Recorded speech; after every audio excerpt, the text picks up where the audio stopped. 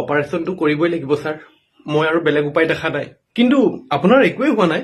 তাকেইতো ছাৰ, কাম কৰিছো, ধনী হোৱা নাই। চবৰ লগতে মিলা প্ৰীতিৰে আছো, সুখী হোৱা নাই। ফেচ ৱাছ আনিছো, ক্ৰীম আনিছো, ধুনীয়া হোৱা নাই। বিয়েৰ খাইছো, শকত হোৱা নাই। গাৰ্লফ্ৰেণ্ডক কি হা?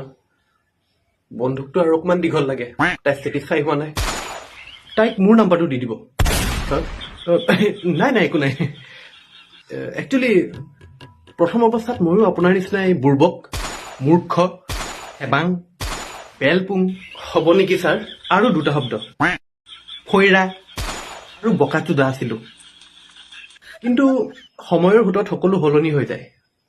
এতিয়া যোৱাকালিৰ কথা, মোৰ মোবাইলত আপডেট এটা আহিলে। আপডেটটো দিলো, তাৰপিছত মোৰ কেমেৰাটো বেয়া হৈ থাকিলে। জীৱনৰ লগত আপোনাৰ মোবাইলটো আপডেট দিয়া, কেমেৰা বেয়া হোৱা, তাৰ কি সম্পৰ্ক? কোন জীৱন? আৰে লাইফৰ কথা কৈছো। লাইফ, জীৱন দুইটা লগৰ নেকি? আৰে মানুহৰ জীৱনৰ কথা কৈছো।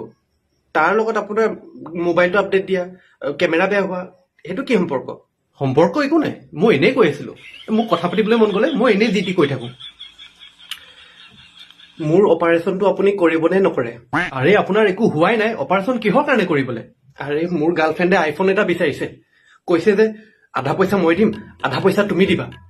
তুমি দিয়াখিনি যেনিবা মই তোমাক পিছত ঘূৰাই দিম, কিন্তু সেই আধা পইচা দিবলৈও মোৰ ওচৰত নাই। সেইকাৰণে ভাবিছো কিডনী এটা বিকি দিম। আৰে পইচাৰ কাৰণে আপুনি কিয় মাথা মাৰিছে? 18 জুলাই তাৰিখে মালামাল বয়জ বুলি এখন অসমীয়া চিনেমা ৰিলিজ হ'ব। আপুনি সেইখন চাবলৈ যাওক। পইচা ক'ৰ পৰা কেনেকে আহিব আপোনাৰ ভাবি ভাবি মাথা ঘূৰা হৈ যাব। কোন তাৰিখে বুলি ক'লে?